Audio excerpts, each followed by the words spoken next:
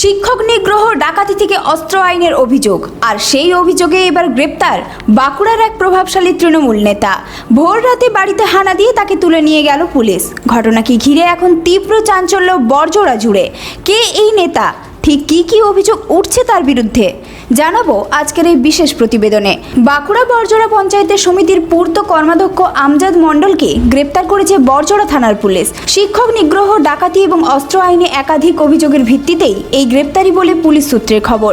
জানা গিয়েছে, গত 20 মে ভোর রাতে তাজপুর এলাকায় আমজাদ মণ্ডলের বাড়িতে অভিযান চালায় পুলিশ, আর তারপর সেখান থেকেই তাকে গ্রেপ্তার করা হয়।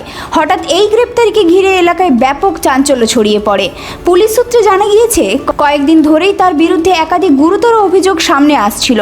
বিশেষ করে এক শিক্ষককে নিগ্রহের ঘটনাকে কেন্দ্র করে রাজনৈতিক মহলেও শুরু হয় তীব্র বিতর্ক। তদন্তে নেমে পুলিশ আরও কিছু গুরুত্বপূর্ণ তথ্য পায় বলেও সূত্রের খবর।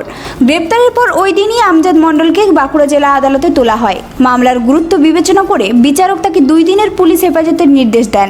এখন পুলিশি জেরায় উঠে আসতে পারে আরও গুরুত্বপূর্ণ তথ্য, এমনটাই মনে করছে তদন্তকারী মহল। এদিকে গোটা ঘটনার তদন্ত শুরু করেছে বড়জোড়া থানার পুলিশ। এখন সবার নজর এই মামলায় সামনে আসে আর কি নতুন তথ্য, আর তদন্ত কোন দিকে মোড় নেয় সেটাই দেখার।